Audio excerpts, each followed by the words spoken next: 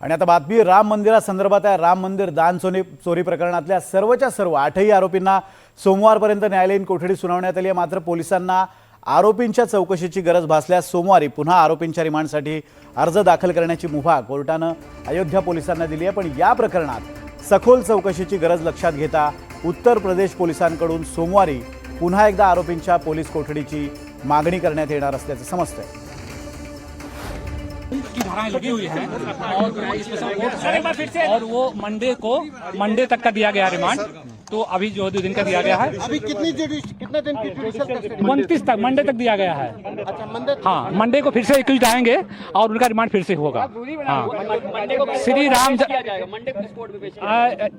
Anti corruption code special जो है विशेष जो है, हाँ भ्रष्टाचार कोड निवारण अधिनियम में ये स्पेशल कोर्ट है। मंडे को पेश होगा। तर अयोध्येतील राम मंदिर दान चोरी प्रकरणाने राम जन्मभूमी ट्रस्टचे सदस्य चंपतराय आणि अनिल मिश्रा यांनी राजीनामा दिलाय। घोटाळ्याची चौकशी करण्यासाठी नेमलेल्या एसआयटीच्या प्राथमिक अहवालातील कडक शिफारसीनंतर हा महत्त्वपूर्ण निर्णय घेण्यात आलाय। हे राजीनामे तपासाच्या कारवाईशी जोडले जात आहेत। सध्या राम मंदिरातील घोटाळ्याची एसआयटी मार्फत चौकशी केली जाते। तपास यंत्रणा आरोपींची बँक खाती, मालमत्ता, मोबाईल रेकॉर्ड्स तसंच कथित व्यवहारांची सुद्धा तपासणी करते। तर राम जन्मभूमी तीर्थक्षेत्र ट्रस्टचे विश्वस्त कृष्णमोहन यांच्या तक्रारीवरून राम जन्मभूमी पोलीस ठाण्यात 8 जणांविरुद्ध गुन्हा दाखल करण्यात आला आहे।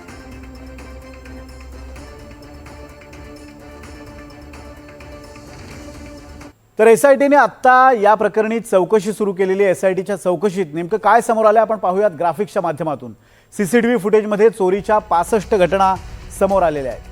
टिन्नू यादव आणि सुभाष श्रीवास्तव यांची भूमिका यामध्ये महत्त्वाची आहे असं सुद्धा या अहवालात म्हणण्यात आलं आहे। आरोपी टिन्नू यादव, सुभाष श्रीवास्तवकडून अनेक खुलासे चौकशी दरम्यान झाल्याचंही एसआयटीचं म्हणणं आहे। चौकशीत बँक आणि सरकारी अधिकाऱ्यांची नावं सुद्धा समोर आलेली आहेत। त्याचबरोबर सुभाष श्रीवास्तवनंच या नेटवर्कसाठी इतरांना जोडलं असंही या अहवालात म्हणण्यात आलं आहे। सुभाष श्रीवास्तवकडूनच चढावा मोजण्याच्या जबाबदाऱ्यांचं वाटप केलं जात होतं, त्यामुळे सुभाष श्रीवास्तववर अधिक जबाबदारी होती असंही या अहवालात नमूद करण्यात आलं आहे। दरम्यान राम मंदिरासाठी शिवसेना ठाकरे गटानं सुद्धा दान केलेल्या 4 किलो चांदीच्या विटांवरून आता नवा वाद पेटण्याची शक्यता आहे। शिवसेना नेते संजय राऊत यांनी अत्यंत गंभीर आरोप केलाय। शिवसेनेकडून 1 कोटीची देणगी आणि 4 किलो चांदीची वीट राम मंदिराला अर्पण करण्यात आली होती, पण त्या विटेचा हिशोब कुठे आहे असा सवाल राऊतांनी केलाय। मंदिर ट्रस्टकडून ती वीट स्वीकारल्याची पावतीही देण्यात आली नसल्याचा आरोप त्यांनी केलाय। राऊतांच्या या आरोपामुळे राम मंदिर ट्रस्टच्या कारभारावर पुन्हा एकदा प्रश्नचिन्ह निर्माण झालंय। दरम्यान राऊतांनी आपल्या ट्विटमध्ये नेमकं काय म्हटलंय आपण पाहूयात। अयोध्येतील राम मंदिराच्या उभारणीसाठी शिवसेनेनं दान केलेली 4 किलो वजनाची चांदीची वीट बेपत्ता झाल्यामुळे गंभीर प्रश्न निर्माण झालेत। उद्धव ठाकरे यांनी हजारो शिवसैनिक आणि साधू संतांच्या उपस्थितीत 1 कोटी रुपये आणि ही पवित्र चांदीची वीट सढळ हस्ते दान केली होती। तरीही इतकी वर्ष उलटून ट्रस्टकडून त्याबाबत कोणतीही पावती किंवा ॲक्नॉलेजमेंट मिळालेली नाही आहे। ती वीट नक्की गेली कुठे? आता या प्रकरणाची सखोल चौकशी होऊन जबाबदारी निश्चित करण्याची वेळ आली असंही संजय राऊत आपल्या ट्विटमध्ये म्हणतायत। तो जो पक्ष आहे एकनाथ शिंदे गटाचा, हे सगळे संत महात्मे वगैरे आहेत, ते राम मंदिर वगैरे याच्यामध्ये त्यांचा सहभाग आहे। त्याच्यामुळे 2000 कोटीची चोरी तिकडे झाली, बरोबर आहे। हे सगळे त्यातलेच ना। त्या 2000 कोटीतले काही पैसे खासदारांना विकत घेण्यासाठी आले का? दानपत्रातले, दानपेटीतले? आता याचा तपास करावा लागेल। मग 2000 कोटी गेले कुठे?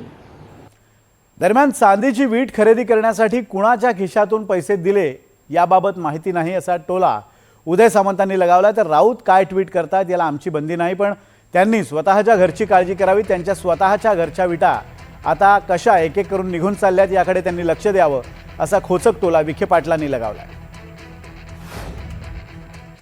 कोणी कोणाच्या खिशातनं दिले की दुसऱ्याच्या खिशातनं दिले मला माहित नाही, पण या संदर्भामध्ये अयोध्येच्या बाबतीमध्ये एसआयटी नेमली गेलेली आहे, त्याच्यामध्ये या सगळ्या गोष्टी येतील ना। आता एसआयटी नेमली गेलेली असताना उत्तर प्रदेशच्या सरकारचा प्रश्न असताना मी महाराष्ट्रामध्ये त्याचं उत्तर देणं योग्य नाही, परंतु प्रत्येकाची अपेक्षा आहे की अयोध्येमध्ये जर काय अनियमितता असेल किंवा काय भ्रष्टाचार झाला असेल त्याची चौकशी झाली पाहिजे. आता संजय राऊत काय ट्विट करतात त्याला मी काय उत्तर देणार. मी अनेक वेळा सांगितलं त्यांनी स्वतःच आता घराची काळजी करावी. आपल्या घराच्या विटाचा गॅस तिकडे चाललेला आहे त्याची काळजी करावी त्यांनी.